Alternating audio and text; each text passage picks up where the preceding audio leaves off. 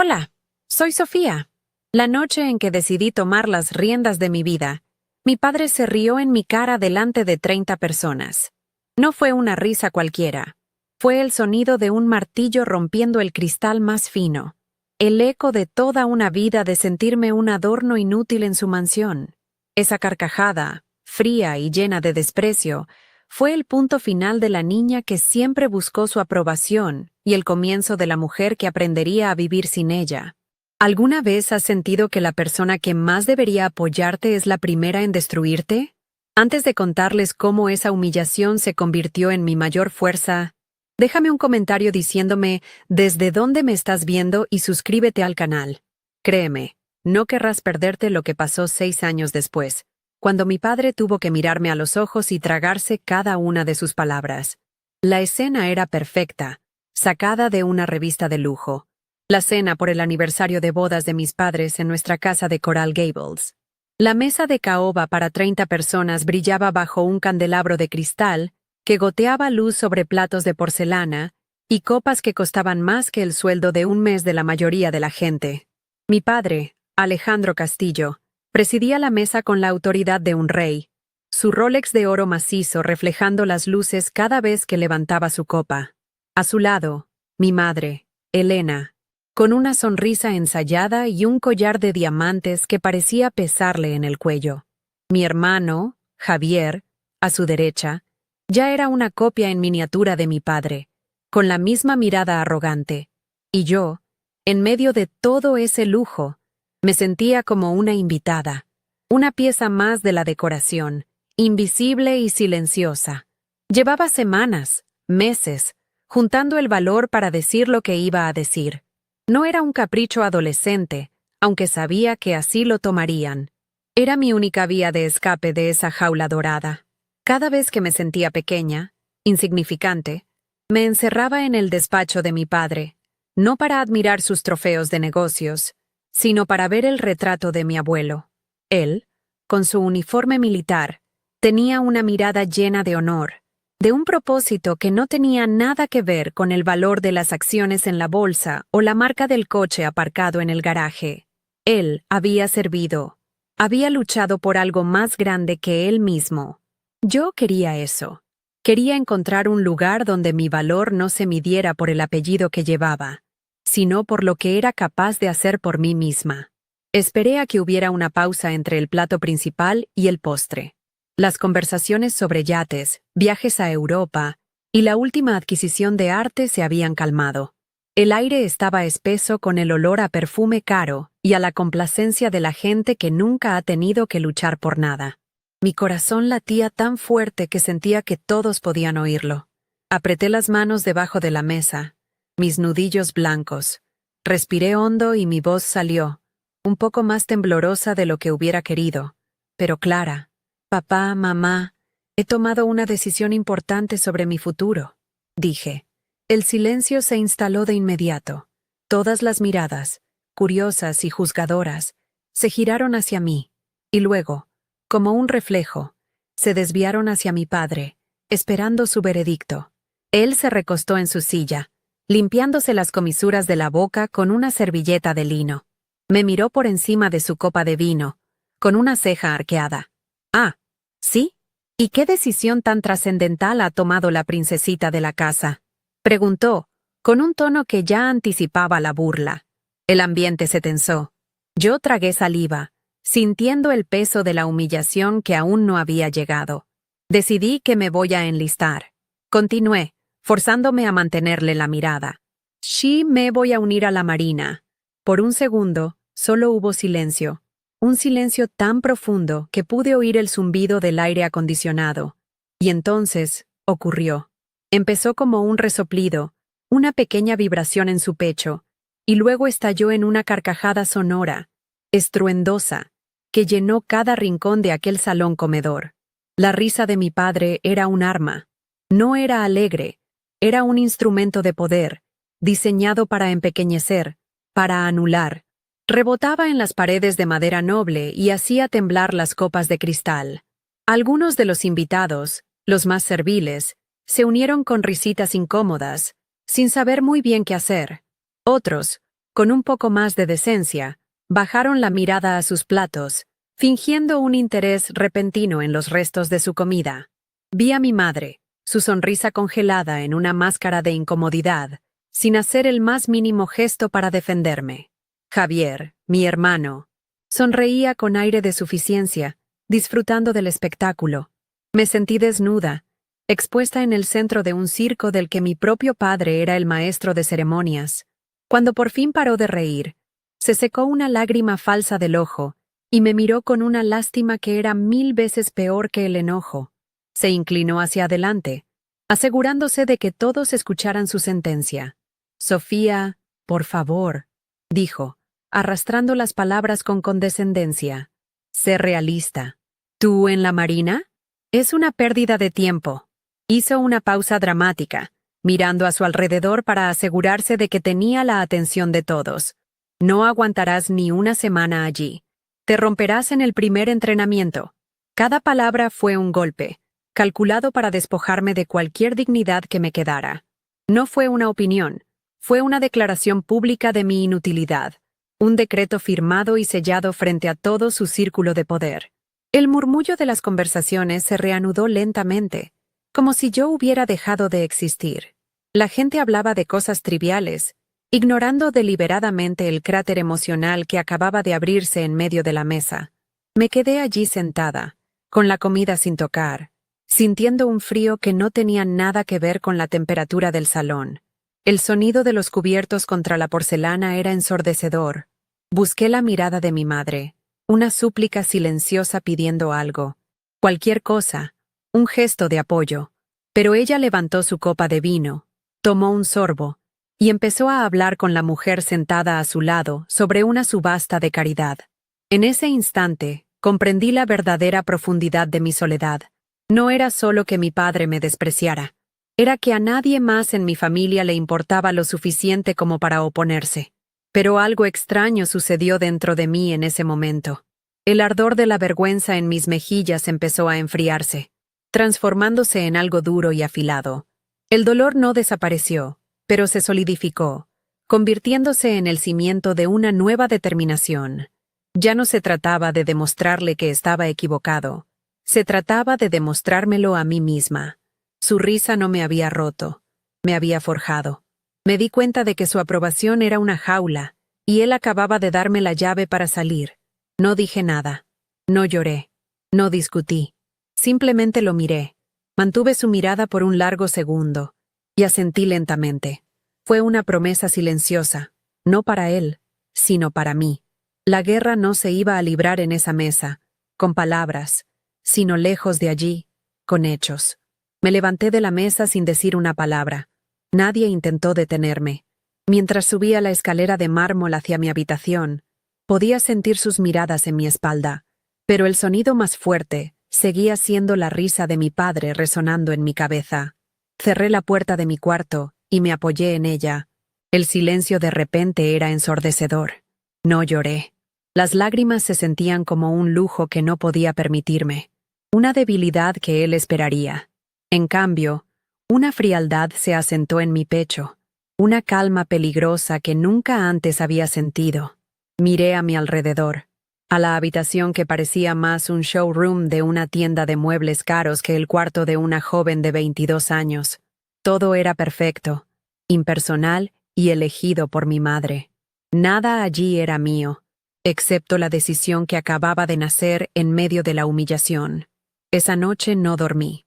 Me quedé sentada en la oscuridad, trazando el plan de mi escape, no de la casa, sino de la persona que ellos habían decidido que yo debía ser. A la mañana siguiente, el desayuno fue una lección de negación. Mi padre leía el Wall Street Journal. Mi madre discutía el menú para una próxima cena de caridad con el ama de llaves. Y Javier hablaba por teléfono sobre la compra de un nuevo reloj. Era como si la noche anterior no hubiera ocurrido. Mi anuncio, mi humillación, todo había sido borrado de la historia familiar, como una mancha vergonzosa en su impecable tapiz. Intenté hablar, decir algo, pero la atmósfera era tan densa con indiferencia que mis palabras se ahogaron antes de nacer. Me sirvieron un café en una taza de porcelana que valía más que el uniforme que yo soñaba con vestir. Comprendí que su táctica era el silencio. Si no lo mencionaban, no existía. Mi sueño no era real porque no encajaba en su mundo. Era más fácil ignorarme que lidiar con la imperfección que yo representaba para ellos. Esa mañana, la comida me supo a ceniza, y el silencio de mi familia fue más doloroso que cualquier grito. Esa misma tarde, mi padre me llamó a su despacho. El lugar olía a cuero, a madera vieja y a poder.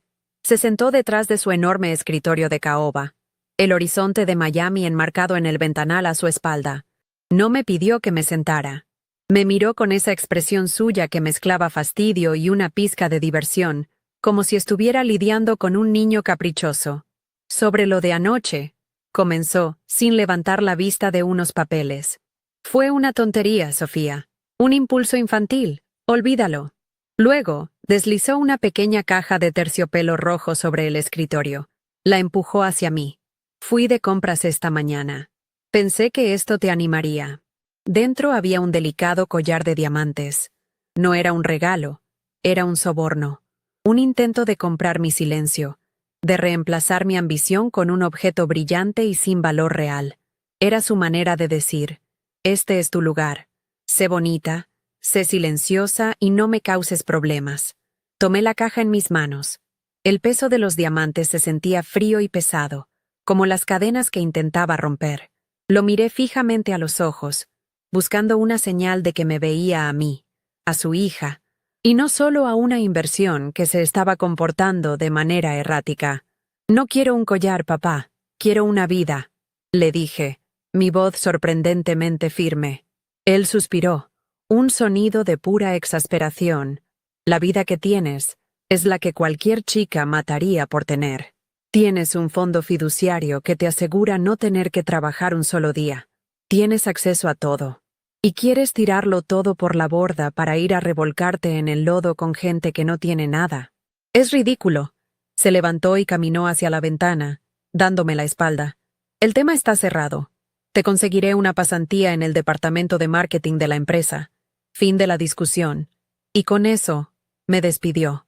No era una conversación. Era una orden. Más tarde busqué a mi madre. La encontré en el jardín, supervisando al jardinero mientras podaba las rosas. Su rostro estaba sereno, como si estuviera en su propio mundo, lejos de cualquier conflicto. Cuando intenté hablarle de mi conversación con papá, ella me interrumpió suavemente. Tu padre solo quiere lo mejor para ti, cariño, dijo, sin mirarme, concentrada en una rosa particularmente rebelde. Él sabe cómo funciona el mundo. La marina no es lugar para una chica como tú. Es peligroso, es sucio. Aquí estás segura. Su voz era suave, pero sus palabras eran las de una carcelera. Ella no estaba de mi lado, estaba del lado de la paz, del orden establecido, de la comodidad. Su lealtad no era hacia mí, sino hacia el sistema que mi padre había construido y del cual ella era la principal beneficiaria. Me di cuenta de que ella también vivía en una jaula dorada, solo que la suya era tan cómoda que había olvidado que estaba encerrada. La peor parte, sin embargo, vino de mi hermano Javier. Lo encontré en el garaje, admirando su nuevo Porsche, un regalo de cumpleaños anticipado de mi padre. Cuando me vio, una sonrisa burlona se dibujó en su rostro. ¿Así que la pequeña Sophie quiere jugar a ser soldado? Dijo, pasando un paño por el capó del coche. No durarías ni el campamento de entrenamiento. Probablemente te pondrías a llorar la primera vez que te gritaran o se te rompiera una uña. Se rió, la misma risa hueca y cruel de mi padre. Quédate en casa, mi hermanita. Es lo que mejor sabes hacer. Gastar el dinero de papá. Déjale las cosas serias a los hombres. Sus palabras me golpearon con la fuerza de un puñetazo. Para él, yo no era más que un estereotipo, una muñeca tonta e inútil. En su mente, mi género y mi crianza me descalificaban automáticamente para cualquier cosa que requiriera fuerza, coraje o determinación. Esa noche me sentí completamente ahogada. La mansión, con sus techos altos y sus amplios salones, de repente se sentía claustrofóbica. Cada objeto de lujo, cada obra de arte, Cada mueble de diseño me gritaba mi inutilidad. Me encerré en mi habitación y, por primera vez, me permití sentir la magnitud de mi soledad. Estaba rodeada de mi familia, pero nunca me había sentido tan sola. Eran extraños que compartían mi sangre, pero no entendían mi alma. Me senté en el suelo, abrazando mis rodillas, y el dolor se convirtió en una rabia fría y silenciosa. No iba a dejar que me definieran. No iba a permitir que su visión limitada del mundo se convirtiera en mi realidad. Su desprecio no sería mi destino, sería mi combustible. Ya no se trataba de buscar su aprobación. Se trataba de reclamar mi propia existencia, lejos de sus sombras. En medio de la noche, bajé descalza al despacho de mi padre. La casa estaba en silencio, dormida en su riqueza. La única luz era la de la luna que se filtraba por los ventanales. Fui directamente al retrato de mi abuelo que colgaba en la pared opuesta al escritorio. Él me miraba desde el lienzo, con su uniforme impecable y una expresión que no era ni dura ni blanda, sino llena de una calma y una certeza que yo anhelaba desesperadamente. Sus ojos parecían decir que el honor no se compraba, se ganaba, que el valor de una persona no estaba en su cuenta bancaria, sino en su carácter. Él venía de la nada y había construido una vida de servicio y respeto. Mi padre había heredado su dinero, pero no su espíritu. Mientras miraba ese retrato, sentí una conexión, un permiso silencioso para seguir mi propio camino, sin importar el costo.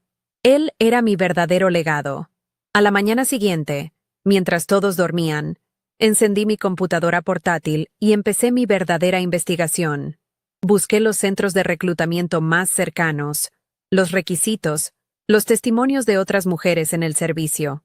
Cada palabra que leía, cada video que veía, reforzaba mi decisión.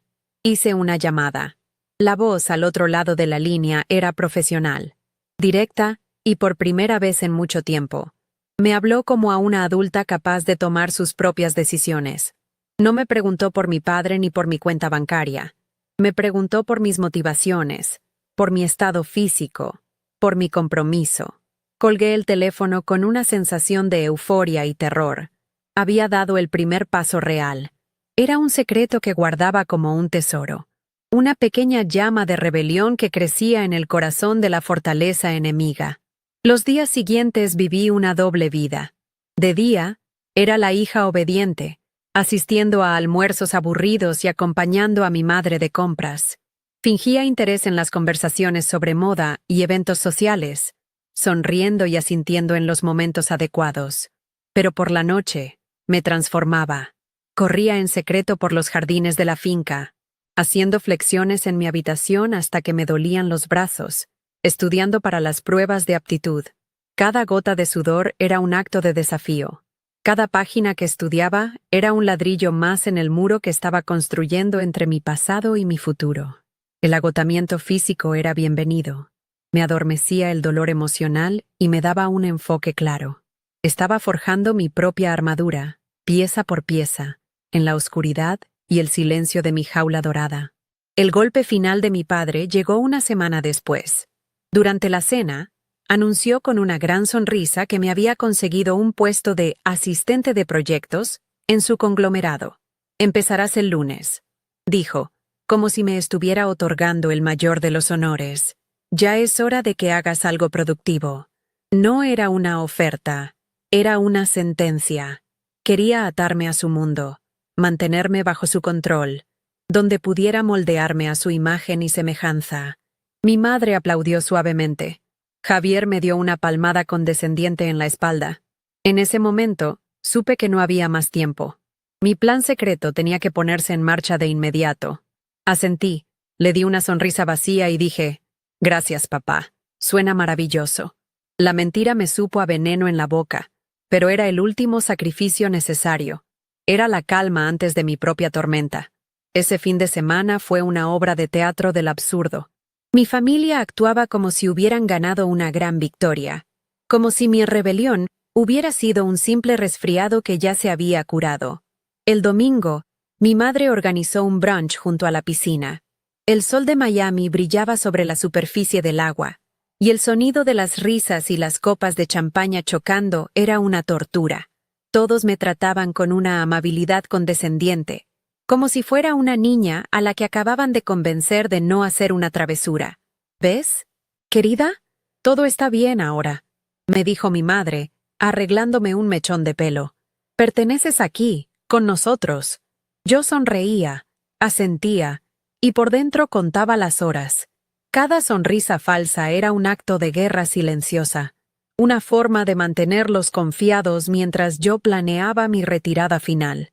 El sábado, mi madre insistió en llevarme de compras a Bal Harbour para conseguir un guardarropa profesional. Fue una tarde surrealista, caminando por boutiques donde un solo traje costaba más de lo que ganaría en un mes como recluta. Me vi en los espejos de tiendas como Chanel y Prada, vestida con trajes de seda y faldas lápiz que se sentían como un disfraz. Mi madre revoloteaba a mi alrededor, emocionada, eligiendo colores y estilos. Este te hará lucir poderosa en las reuniones, decía, sosteniendo un blazer carísimo. Yo me sentía como un maniquí, sin vida, mientras ella me vestía para una vida que no era la mía. Cada prenda que me probaba era una capa más de la prisión que estaban construyendo a mi alrededor. Compré todo lo que ella quiso, pagando con la tarjeta de crédito que mi padre me había dado. Era su dinero, comprando su versión de mí. Javier, por supuesto, no perdió la oportunidad de regodearse. Me encontró en la biblioteca esa noche, mientras yo fingía leer una novela. Se sirvió un whisky del bar y se sentó frente a mí, con esa sonrisa de superioridad que tanto odiaba. Me alegro de que hayas entrado en razón, hermanita, dijo, haciendo girar el hielo en su vaso. Por un momento pensé que de verdad ibas a cometer la estupidez de tu vida. ¿Imaginas? Sofía Castillo, limpiando letrinas en un barco. ¡Qué vergüenza para la familia!, se rió entre dientes.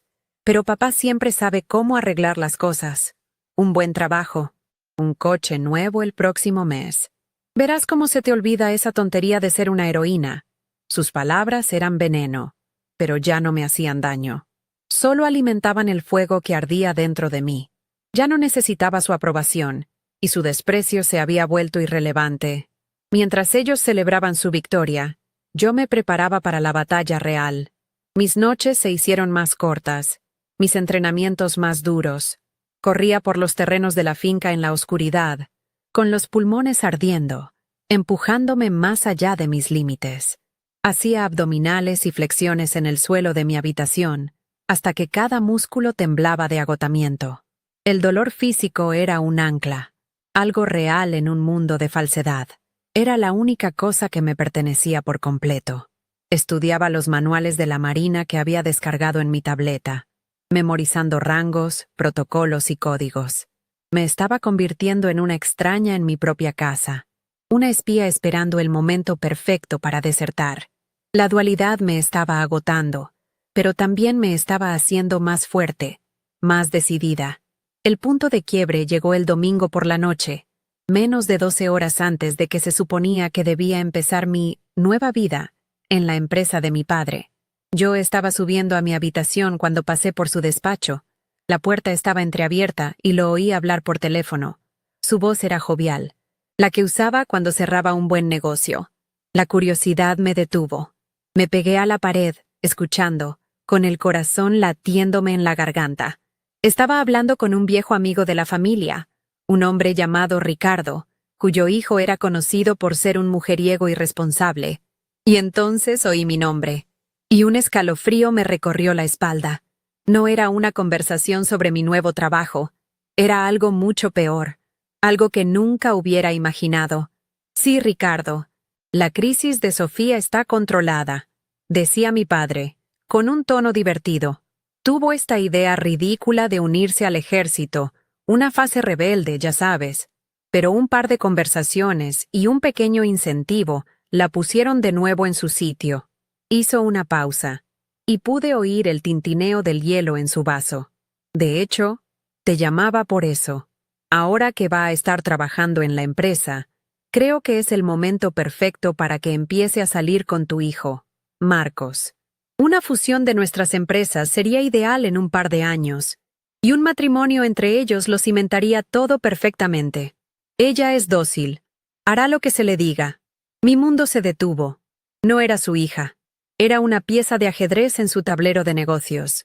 Mi futuro, mi vida, mi cuerpo, todo era una mercancía para él.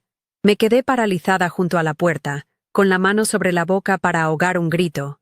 El aire se me escapó de los pulmones. La humillación de la cena no era nada comparada con esto. Aquello fue desprecio. Pero esto era una traición absoluta. Él no solo quería controlar mi carrera, quería vender mi vida al mejor postor. La rabia que sentí fue tan pura y tan fría que me quemó por dentro, borrando cualquier rastro de duda o miedo que pudiera quedar. Ya no había un plan a largo plazo. No podía esperar. Tenía que irme. Y tenía que ser esa misma noche. Él no me vería en la oficina el lunes por la mañana. No me vería nunca más. No en sus términos. Su risa en la cena me había dado un propósito. Su llamada telefónica me dio un ultimátum. Subí a mi habitación en un estado de calma aterradora. Ya no había emoción, solo acción. Saqué la vieja mochila que usaba para ir al gimnasio y empecé a empacar. No cogí nada de la ropa de diseñador, ni las joyas, ni ninguno de los regalos caros que me habían hecho a lo largo de los años.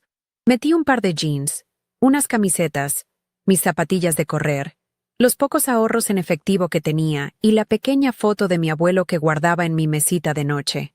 Dejé el collar de diamantes que mi padre me había dado sobre la almohada. Un mensaje silencioso que sabía que entendería. Cada objeto que dejaba atrás era una cadena que rompía. En menos de 10 minutos, toda la vida que ellos habían planeado para mí estaba reducida a una pila de objetos sin valor en una habitación demasiado grande y vacía. Bajé las escaleras sin hacer ruido. La casa estaba en silencio, excepto por el suave murmullo de la televisión que venía de la sala de estar, donde mis padres probablemente estaban viendo alguna película. No me despedí. No dejé una nota. Mi partida sería mi única declaración. Crucé el vestíbulo de mármol. Pasé junto a las obras de arte que valían fortunas y abrí la pesada puerta principal con un cuidado infinito. El aire cálido y húmedo de la noche de Florida me golpeó en la cara, y se sintió como la primera bocanada de aire libre después de años bajo el agua. Caminé por el sendero de piedra, sintiendo la libertad y el terror en cada paso. Por primera vez en mi vida, estaba completamente sola, y nunca me había sentido tan poderosa. Al final del largo camino de entrada, me detuve y miré hacia atrás por última vez. La mansión estaba iluminada como un palacio, una fortaleza de riqueza y poder. El Porsche de Javier y el Mercedes de mi padre brillaban bajo las luces del jardín. Parecía un sueño, una vida perfecta desde fuera. Pero yo sabía la verdad. Sabía que era una prisión hermosa. Di la espalda a todo eso, a mi apellido, a mi herencia, a la mujer que se suponía que debía ser. Caminé hacia la oscuridad de la calle, hacia un futuro incierto que era aterrador, pero que por primera vez era completamente mío. No sabía qué me esperaba, pero sabía una cosa con certeza. Nunca más dejaría que nadie se riera de mis sueños. La guerra acababa de empezar. Los primeros días fueron un infierno de libertad. Pasé la primera noche en una estación de autobuses, acurrucada en un asiento de plástico duro, temblando más de miedo que de frío. El olor a desinfectante y a desesperación era el perfume de mi nueva vida. Cada vez que cerraba los ojos, veía la cara de mi padre, su boca abierta en esa carcajada cruel. Pero luego abría los ojos y veía a la gente a mi alrededor. Gente común, cansada, luchando por llegar al día siguiente. Y por primera vez no me sentí superior. Me sentí parte de algo real. El dinero que tenía en el bolsillo apenas alcanzaba para un billete de autobús a Paris Island y algo de comida. Cambié mi Rolex, el regalo de mis 18 años, en una casa de empeños por unos cientos de dólares. El hombre detrás del cristal ni siquiera lo miró 2 veces. Para él, era solo metal y vidrio. Para mí, era el último eslabón de mis cadenas rompiéndose. El campo de entrenamiento fue exactamente tan brutal como mi padre había predicho, y 1000 veces peor.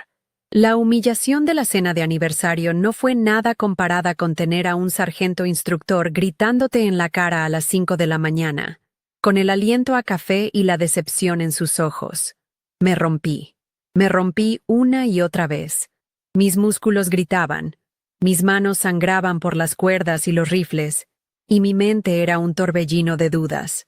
Lloré en silencio en mi litera por la noche, con el sabor salado de las lágrimas y el sudor mezclándose en mi boca. Cada insulto, cada prueba física que fallaba, era la voz de mi padre diciendo, «Te lo dije».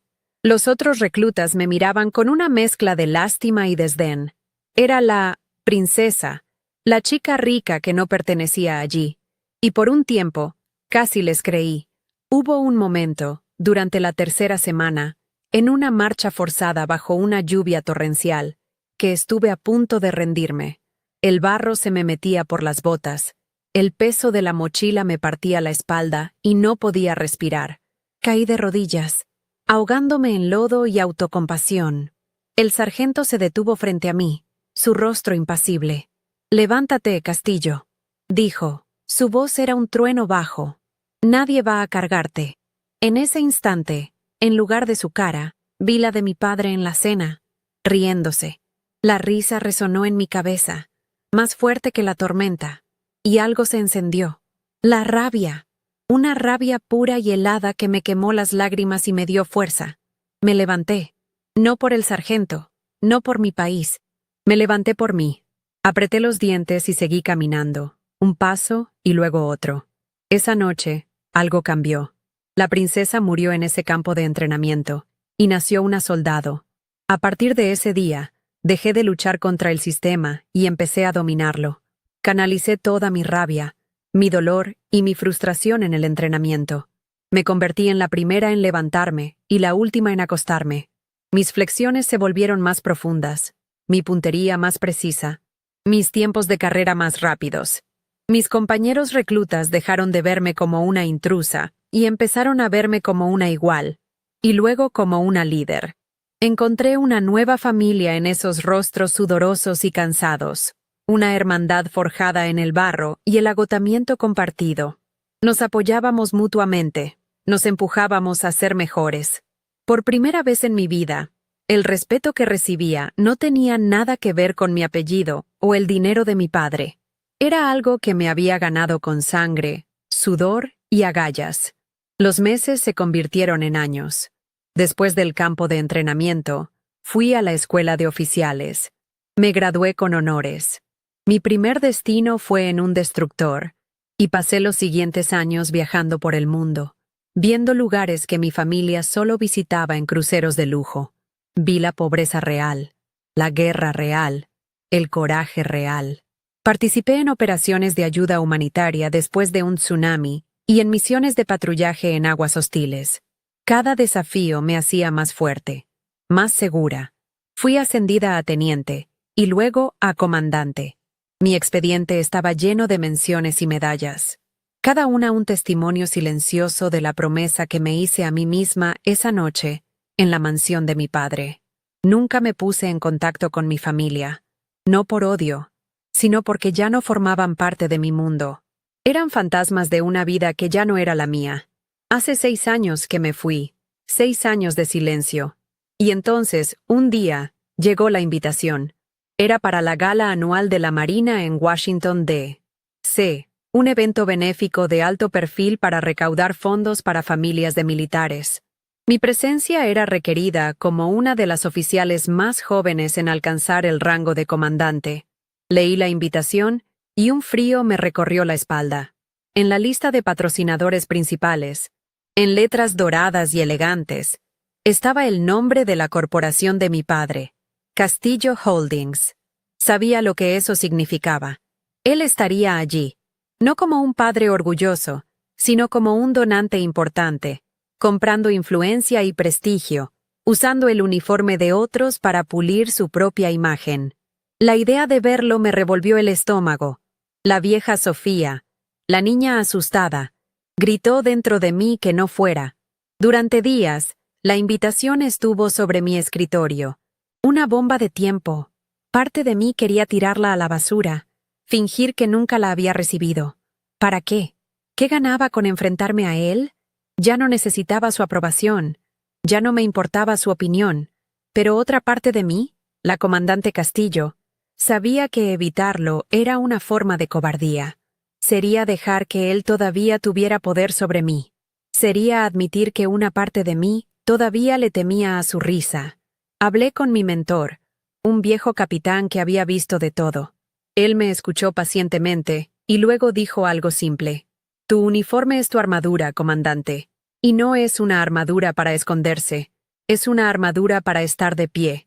Sus palabras me dieron la claridad que necesitaba. No iría allí por él. Iría por mí, por mi gente, por la mujer en la que me había convertido.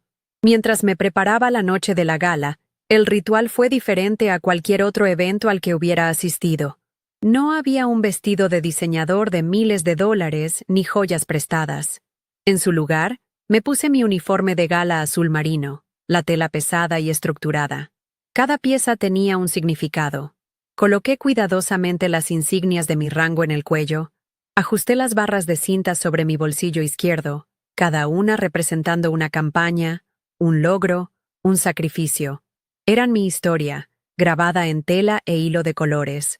Me miré en el espejo y no vi a la chica asustada de Coral Gables. Vi a una oficial de la Marina de los Estados Unidos. Mi rostro era más duro, con pequeñas líneas de expresión alrededor de los ojos por el sol y el estrés, pero mis ojos eran firmes, claros. Por primera vez, me sentí verdaderamente invencible. El viaje al hotel donde se celebraba el evento fue un viaje en el tiempo. Los autos de lujo, los hombres con smoking y las mujeres con vestidos de gala me recordaban dolorosamente a la cena de aniversario. Vi un Porsche idéntico al de mi hermano y un Mercedes negro como el que solía conducir mi padre. Por un momento, sentí un nudo en la garganta. El aire olía a perfume caro y a poder, el mismo aire que me había asfixiado durante tantos años. Pero cuando salí del taxi y el portero me saludó con un respetuoso «Buenas noches, comandante», algo hizo clic. Yo no era una invitada en su mundo. Esta noche, de alguna manera, ellos eran los invitados en el mío. Respiré hondo, enderecé los hombros y caminé hacia las puertas de cristal, con el sonido firme de mis tacones sobre el pavimento marcando un ritmo nuevo y decidido. Al entrar en el gran salón de baile, el impacto fue inmediato. Candelabros de cristal, mesas cubiertas con manteles de lino blanco, el murmullo de cientos de conversaciones. Era la misma opulencia, la misma exhibición de riqueza, pero intercalados entre los trajes de Armani y los vestidos de Versace. Había docenas de uniformes como el mío, hombres y mujeres que, como yo, habían elegido una vida de servicio. De repente, me sentí en casa. Vi a algunos colegas, saludé a un almirante con un asentimiento de cabeza.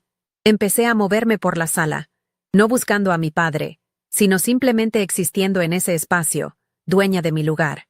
Sabía que él estaba allí en alguna parte. Podía sentirlo. Pero ya no era un depredador al que temer. Era solo un hombre en un traje caro, y yo era mucho más que la hija de la que una vez se había reído. Y entonces lo vi.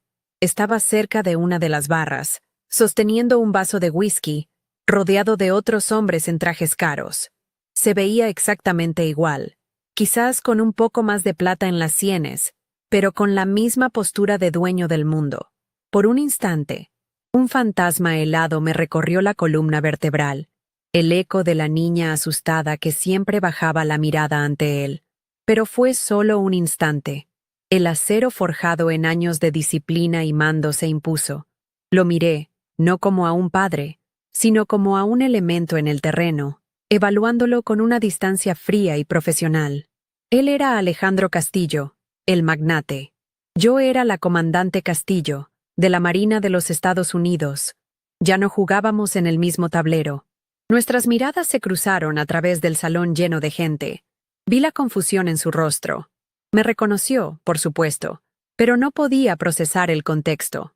Su ceño se frunció, una mezcla de curiosidad y el habitual desdén que reservaba para cualquier cosa que no entendiera. Dejó su vaso sobre la barra y comenzó a caminar hacia mí. Cada paso que daba era un eco de aquella noche en la cena.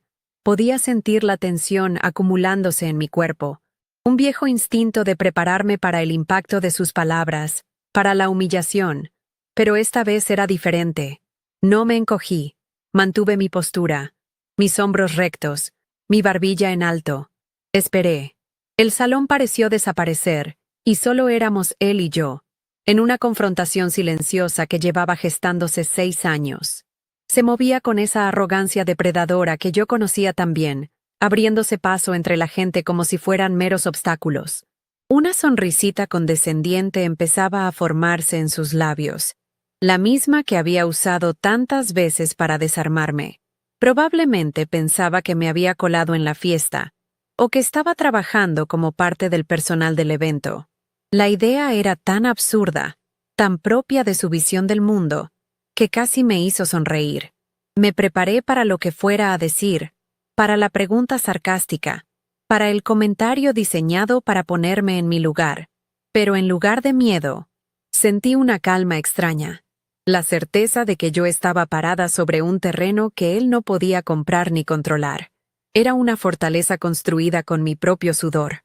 Justo cuando estaba a un par de metros de mí, a punto de abrir la boca para soltar su veneno, una figura imponente se interpuso entre nosotros.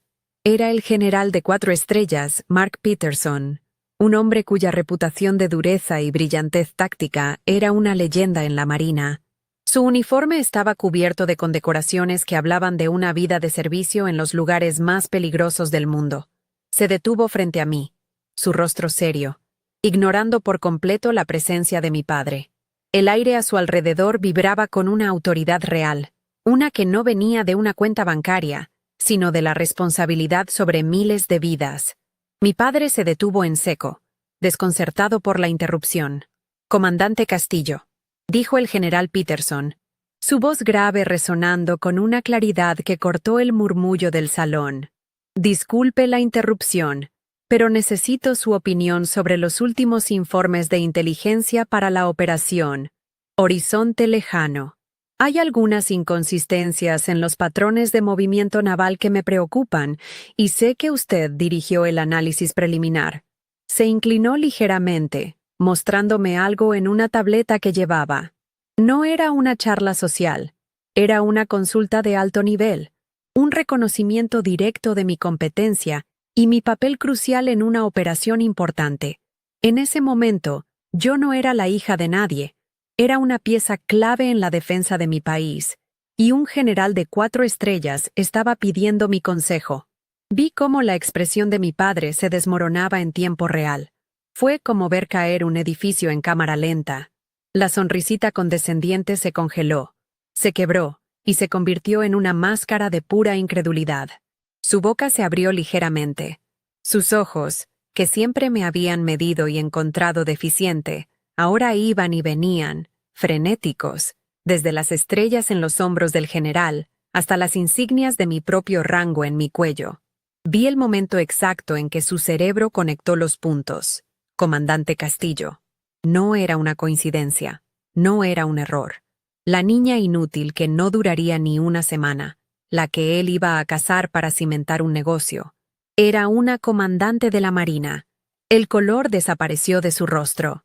De repente, parecía más viejo, más pequeño, un hombre fuera de su elemento. Todo su poder, toda su riqueza, toda la influencia que había comprado y cultivado, se evaporó en ese instante. En este mundo, en mi mundo, él no era nadie. Era solo un civil con un traje caro, un espectador silencioso de una conversación que nunca podría entender. Su Rolex de oro, que siempre había brillado como un símbolo de su estatus, ahora parecía un trozo de metal vulgar y sin sentido frente a las medallas ganadas con valor y sacrificio. Se quedó allí, mudo, mientras el general y yo discutíamos sobre rutas de patrullaje y posibles amenazas. Por primera vez en mi vida, lo vi completamente indefenso. El general hizo una pausa en su explicación, esperando mi respuesta, y yo aproveché ese segundo para mirar a mi padre directamente a los ojos. No había odio en mi mirada, no había triunfo, no había nada. Simplemente lo miré, y luego le di un asentimiento de cabeza, uno solo, lento, deliberado y completamente vacío de emoción. Fue un reconocimiento de su presencia, pero también una despedida final, un punto final a una historia de dolor y desprecio. Después de ese gesto, volví toda mi atención al general Peterson, como si mi padre ya no estuviera allí. General, creo que deberíamos considerar una ruta de vigilancia alternativa por el corredor sur, comencé a decir, y mi universo se realineó, dejándolo a él fuera para siempre. Él no dijo una palabra. Se quedó allí parado por lo que pareció una eternidad, como una estatua de sal, mientras la conversación entre el general y yo continuaba. Pude sentir su mirada fija en mí, pero ya no tenía peso, ya no quemaba. Era la mirada de un extraño tratando de entender un idioma que no hablaba. Finalmente, sin hacer ruido, se dio la vuelta y se alejó. No con su paso de conquistador, no con la arrogancia de siempre, sino con la incertidumbre de un hombre que acaba de ver un fantasma, o peor, de un hombre que acaba de darse cuenta de que el mundo era mucho más grande y complejo de lo que su dinero le había hecho creer. Lo vi desaparecer entre la multitud, y sentí como si una cadena invisible que había llevado alrededor de mi cuello toda mi vida finalmente se rompiera y cayera al suelo. En ese instante, la risa de mi padre, esa carcajada cruel que había resonado en mis pesadillas durante 6 años, se extinguió para siempre. No fue reemplazada por una sensación de victoria o de alegría. Fue reemplazada por el silencio. Una paz profunda y tranquila se instaló en mi pecho. No había ganado una guerra contra él. Había ganado la guerra dentro de mí misma. Él ya no era el villano de mi historia. Ni siquiera era un personaje secundario. Era simplemente una nota a pie de página en el primer capítulo de una vida que yo había escrito con mi propia sangre y mi propia voluntad. El general Peterson asintió a mi sugerencia, y seguimos hablando de barcos y de mares lejanos. Y por primera vez en mi vida, me sentí completa, libre y en paz. La gala continuó, el sonido de la música y las conversaciones llenando el aire, pero para mí, todo había cambiado. El resto de la noche floté en una especie de calma lúcida. Vi a mi madre y a mi hermano a lo lejos, hablando con otros invitados. Me miraron un par de veces, con la misma confusión que mi padre había mostrado al principio, pero no se acercaron. Era como si hubiera un campo de fuerza invisible a mi alrededor, uno que ellos no podían cruzar. No sentí la necesidad de hablarles, de explicarles nada. Mi uniforme lo decía todo. Mi presencia en ese lugar, no como la hija de Alejandro Castillo, sino como la comandante Castillo, era la única declaración que importaba. La noche que ellos habían planeado como una exhibición de su poder, se había convertido, sin que yo lo buscara, en la noche de mi silenciosa emancipación. No volví a ver a mi padre esa noche. Después de mi conversación con el general, me excusé temprano, alegando un deber a primera hora de la mañana. La verdad era que la calma que había sentido después de nuestro encuentro se estaba disipando, reemplazada por un agotamiento profundo, como si hubiera estado conteniendo la respiración durante 6 años y finalmente la hubiera soltado. Mientras un taxi me llevaba de vuelta a mi modesto apartamento en Arlington, lejos del lujo del hotel, observaba las luces de la ciudad pasar como estrellas fugaces. No sentí alegría ni triunfo, solo un vasto y silencioso vacío. La guerra había terminado, pero no había desfile de victoria. Simplemente había silencio. La risa de mi padre ya no era un eco en mi cabeza. Se había ido, y en su lugar solo quedaba el zumbido de los neumáticos sobre el asfalto mojado, llevándome hacia una vida que era irrevocablemente mía. 2 días después, mi teléfono vibró con un número desconocido de Miami. Dudé, pero algo me dijo que contestara. Era mi madre. Su voz sonaba extraña, delgada, como un hilo a punto de romperse. No hubo reproches, ni preguntas sobre dónde había estado todos estos años. Solo un susurro ahogado. Te vi, Sofía, te vi en la gala. Hizo una pausa, y pude oír su respiración temblorosa. Tu padre. No ha dicho una palabra desde entonces. Simplemente se sienta en su despacho, mirando por la ventana. El retrato de tu abuelo. Lo quitó de la pared. No supe qué decir. Ella no me pedía que volviera. No me estaba culpando. Era solo una constatación. El informe de un testigo desde las ruinas de un mundo que yo había abandonado. Te ves fuerte, añadió, Y en esas 3 palabras escuché el peso de todo lo que ella nunca se había atrevido a hacer. Javier, por supuesto, fue diferente. No llamó. Un par de días después de la llamada de mi madre, recibí un correo electrónico suyo. El asunto era simplemente, felicidades. El cuerpo del mensaje era corto y destilaba el veneno de su orgullo herido. Supongo que encontraste una manera de llamar la atención después de todo. Papá está destrozado. Espero que estés contenta. Has avergonzado a esta familia con tu pequeño espectáculo. Pero no te preocupes. No esperamos que vengas a las reuniones de Navidad. Claramente, tienes cosas más importantes que hacer, comandante. Borré el correo sin responder. Sus palabras ya no tenían poder para herirme. Eran los ladridos de un perro encadenado a una valla dorada, furioso con cualquiera que se atreviera a correr libremente por el campo. Él nunca lo entendería, porque para entenderlo, tendría que admitir que la jaula que tanto amaba era, en efecto, una prisión. La respuesta final de mi padre llegó un mes más tarde, no en una llamada ni en una carta, sino a través de un sobre de un bufete de abogados de Miami. No era una amenaza, ni un intento de desheredarme. Era algo mucho más sutil y cruel. Era una notificación de que el fondo fiduciario que había establecido para mí al nacer estaba siendo revisado y reestructurado. El lenguaje legal era denso, pero el mensaje era claro. Estaba convirtiendo el acceso a mi propio dinero en un laberinto burocrático que requeriría su aprobación personal para cualquier retiro significativo. Era su último intento de control, su única arma restante. No podía controlar mi carrera ni mi vida. Así que intentaba controlar el dinero que él creía que me definía. Era un movimiento desesperado de un rey que se había dado cuenta de que su trono estaba construido sobre arena. Mi respuesta fue inmediata y simple.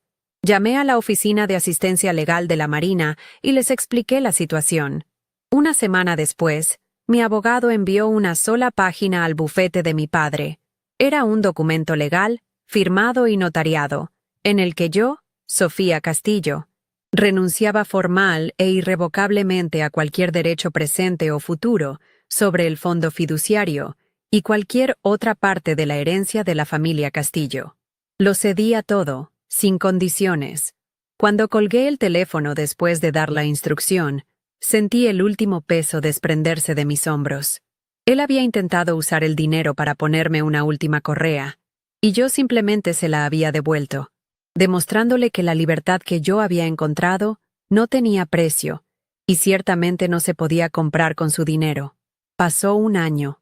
La vida siguió su curso, marcada por el ritmo de los despliegues y las responsabilidades del mando. El eco de mi antigua vida se desvaneció casi por completo, convirtiéndose en una historia que a veces sentía que le había pasado a otra persona. Un día, mientras estaba en el puente de mi barco, supervisando una maniobra en el mar del sur de China, mi segundo al mando me entregó una tableta con un artículo de noticias económicas.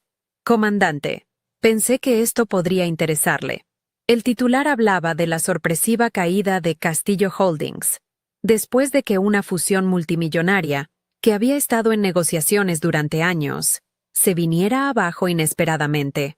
El artículo citaba diferencias irreconciliables de liderazgo y la pérdida de confianza de los inversores en la visión de Alejandro Castillo.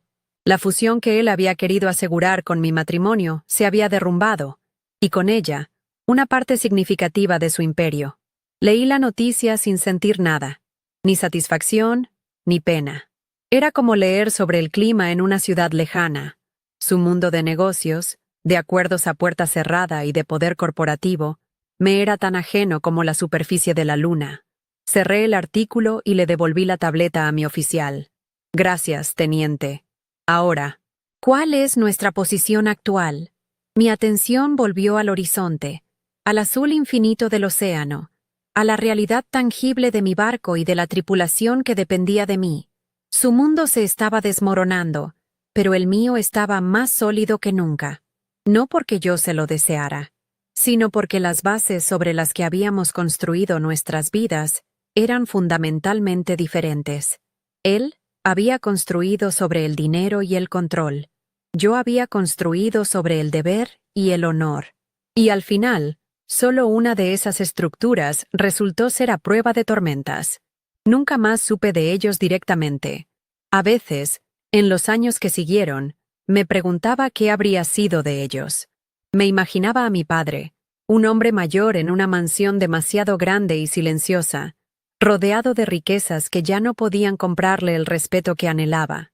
Me imaginaba a mi madre, cuidando sus rosas, perdida en una belleza superficial que no podía ocultar la soledad, y a Javier, probablemente al frente de lo que quedaba de la empresa, intentando llenar unos zapatos demasiado grandes, repitiendo los mismos errores de su padre, pero eran solo imágenes fugaces, fantasmas que ya no tenían poder. Mi familia ya no era la de la sangre, sino la de los uniformes, la de los rostros cansados que compartían el café conmigo a las 3 de la mañana en medio del océano. Hoy, cuando miro hacia atrás, esa noche en la cena de aniversario no parece una humillación, sino un regalo. La risa de mi padre no fue el sonido de mi destrucción, fue el sonido de mis cadenas rompiéndose. Me dio la rabia que necesitaba para luchar y la claridad para ver que su mundo no era el mío. No le guardo rencor. Simplemente, no pienso en él. Mi vida está aquí, en el olor a sal y a metal del barco, en el respeto de mis marineros, en el amanecer que pinta el cielo antes de un nuevo día de servicio. Él quería que yo fuera una princesa en su castillo. En cambio, me convertí en la capitana de mi propio destino, navegando por mares que él nunca podría imaginar, bajo un cielo que él nunca podría comprar. Y esa, al final, fue la única victoria que importó. Si conoces a alguien que necesita escuchar este mensaje de confianza en sí mismo, por favor, comparte este video. No olvides suscribirte para más historias sobre cómo encontrar tu propio camino, incluso cuando no es el que otros esperan. Gracias por escuchar. Lo que aprendí en estos años, lejos de los candelabros de cristal y los autos de lujo, es que el valor de una persona no se mide por lo que tiene, sino por lo que es capaz de soportar y superar. El mundo de mi padre, el mundo de Coral Gables, te enseña a valorar las etiquetas, el reloj en la muñeca, la dirección en tu tarjeta de presentación, el apellido, pero la vida real, la que se vive con sudor y a veces con lágrimas, te enseña que la única etiqueta que importa es la que tú te pones a ti misma. Su risa, que pretendía ser un veredicto final sobre mi inutilidad, terminó siendo el eco que me recordaba constantemente lo hueco y frágil que era su sistema de valores. Me enseñó que el verdadero poder no hace ruido, no necesita aplausos ni risas condescendientes. Simplemente es, y se demuestra con hechos, no con palabras. La fuerza que mi familia exhibía era una ilusión, un castillo de naipes construido sobre el miedo y el control. La verdadera fortaleza, la que te sostiene cuando estás de rodillas en el barro y crees que no puedes dar un paso más, esa no se hereda, se forja, se construye en el silencio de la madrugada, cuando te obligas a levantarte una vez más. Se gana con cada gota de sudor, con cada decisión difícil, con cada vez que eliges el camino del honor en lugar del camino fácil. Mi padre creía que la fuerza estaba en su chequera, en su capacidad para comprar y vender personas como si fueran acciones en la bolsa. Pero esa noche, en esa gala, vio un tipo de fuerza que su dinero no podía tocar. Vio la autoridad que nace del respeto ganado, no impuesto, y frente a eso, su imperio de riqueza se reveló como lo que realmente era, increíblemente pequeño. Durante mucho tiempo, viví sedienta de la aprobación de mi padre. Creía que si tan solo lograba impresionarlo, si cumplía con sus expectativas, finalmente me sentiría completa. Qué equivocada estaba. La lección más liberadora de mi vida fue entender que buscar la validación en alguien que está decidido a no dártela es una forma de autotortura. Te conviertes en un prisionero de su opinión. La verdadera libertad llegó el día que dejé de necesitar su aplauso, cuando su risa dejó de doler y se convirtió simplemente en un ruido de fondo. No tienes que convencer a nadie de tu valor. Solo tienes que reconocértelo a ti misma. La persona cuyo respeto necesitas más que ningún otro es la que te mira desde el espejo cada mañana. Cuando obtienes ese respeto, el de los demás se vuelve un extra, no una necesidad. Mucha gente me pregunta si lo he perdonado. Y la verdad es que la palabra perdón no encaja aquí. Perdonar implicaría que su opinión todavía tiene un peso en mi vida, que necesito cerrar esa herida para seguir adelante. Pero lo que sucedió fue algo más profundo. Él y su mundo se volvieron irrelevantes. Es como recordar un mal sueño. Sabes qué ocurrió, pero ya no tiene el poder de asustarte. No le deseo el mal, pero tampoco ocupo mi energía en desearle el bien. Simplemente lo dejé ir. La verdadera paz no vino de una confrontación gritada o de una disculpa que nunca llegaría. Vino del silencio. Vino de darme cuenta de que mi vida era tan plena y tan rica por sí misma, que ya no había espacio en ella para las sombras de mi pasado. Él no es mi enemigo. Simplemente, ya no es nada. En este viaje, descubrí que la palabra familia tiene más de un significado. Nací en una familia unida por la sangre, pero definida por el egoísmo y las transacciones, pero en los lugares más inesperados, en los barracones de un campo de entrenamiento, en la cubierta de un barco en medio de la nada, encontré otra familia, una familia unida por el propósito, por la lealtad y por la certeza de que la persona a tu lado te cubrirá la espalda, sin importar nada. Esta es la familia que eliges. Son las personas que celebran tu fuerza sin sentirse amenazadas por ella, las que te levantan cuando caes y las que entienden tu silencio. Si te sientes solo en el lugar donde se supone que deberías pertenecer, no temas buscar tu tribu en otra parte.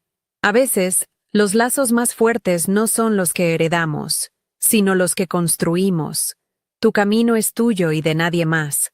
Habrá voces a tu alrededor, voces de personas que te aman, o que creen que te aman, que intentarán desviarte. Te dirán que tus sueños son ridículos, imposibles o inapropiados, como me dijeron a mí. Lo harán porque tu valentía les recuerda su propia falta de ella.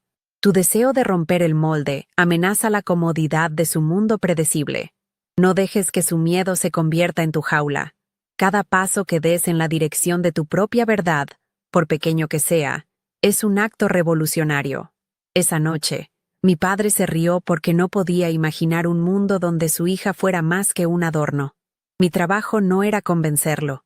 Mi trabajo era ir y construir ese mundo para mí. Y eso es lo que te pido que hagas. Construye tu mundo. Al final, la lección más importante que puedo compartir es esta. Tu valor no es una opinión que otros puedan debatir. Es un hecho que tú debes aceptar y defender. No importa si naciste en una mansión o en la calle más humilde. El poder de definir quién eres reside únicamente en ti. Las cicatrices que ganas en tus batallas son tus medallas de honor, y la fuerza que encuentras en tus momentos más oscuros es tu verdadero legado. No permitas que la risa de nadie silencie la voz de tu intuición. Eres más fuerte de lo que crees, y más capaz de lo que nadie te ha hecho pensar. Tu historia te pertenece. Ve y escríbela con orgullo.